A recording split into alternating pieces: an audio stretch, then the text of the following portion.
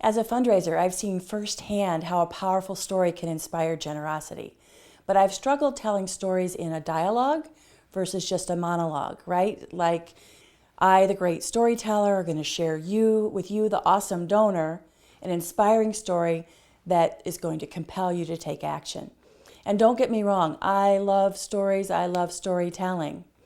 But for major donors, we need storytelling on steroids. And so that's why I have coined a phrase, a word called story living. Story living invites the donor to come into the story, become part of the story, really truly engaging them in your work, inspiring them to give more, and keep giving. So these stories, these story living experiences can be transformational both for the donor and for your organization. Ultimately, what we're aiming for is to become the donor's third line. So let me tell you what I mean by that.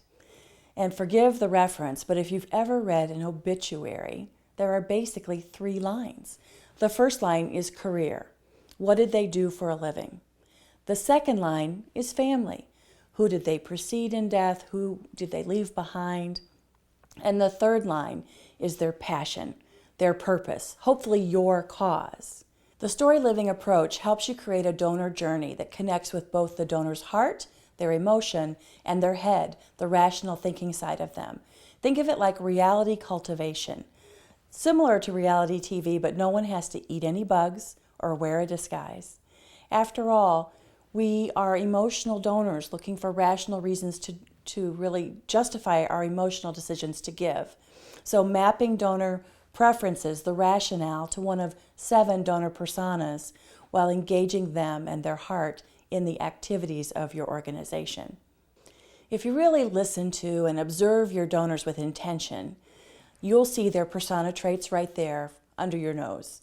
I'll never forget being part of a team that was cultivating a Fortune 10 executive, a classic investor persona. We brought him through a Detroit public school, an inner city school, right through the metal detectors, past the security gates, and into a conference room near the library. It was there that we had 3 students courageously tell their stories about what it took for them to stay in school, to not succumb to the dropout and the peer pressure and the gang violence and all of those pressures in their lives. Then 4 teachers, principals, shared their stories about why they do this work, incredibly difficult work, and how this organization, in this case the United Way, was working tirelessly to support their work, and they were making a difference.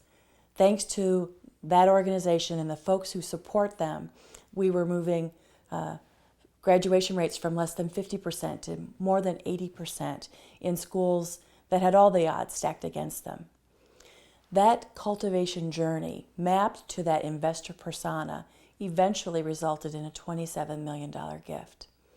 And I'll tell you, that gift and that whole journey is one that none of us will ever forget. That is story living. A classic do-gooder persona is my dear friend Margie. I worked with her at the Children's Center in Detroit. And Margie loves supporting youth who are in the foster care system, older youth, those who aren't great candidates for home placements, who often live independently. And as they prepare to go off for college, Margie's there. She's there supporting the program financially. She's there collecting with her lady friends bedding and dorm supplies and laptops, things to really help these kids get set up for success in school, and sending care packages with homemade cookies. I've often heard Margie say, I have 1 daughter, but I have many, many children. That's story living. And then lastly, the last of the personas that I'll share with you today is the faithful persona. So any donor who really references their calling, that they're called to this work, they're called to give, they mention tithing, obviously that's a great indicator that they are very likely a faithful persona. I have a friend named Marla who's the CEO of an organization in Kentucky called Hand in Hand Ministries. And they do take their major donors and others on immersion trips where they serve the poorest of the poor in third world countries and rural Kentucky. And I'll tell you, those donors who help build a house for a mom and her 4 children are forever changed from that experience. And they give more, and they bring others into the organization. That is story living. So she has an abundance of faithful, she has an abundance of do-gooders, and they help her grow her mission. So story living is really about the science of special and creating transformational donor experiences. Our donors deserve no less. And what an honor for us as fundraisers to guide that journey and to help these amazing donors write the third line in their own final chapter. If you want to learn more about story living and taking your donors on a transformational journey, leveraging donor personas, join me at the Nonprofit Storytelling Conference. I'll be presenting there and telling even more stories and giving you tools and templates to transform your fundraising.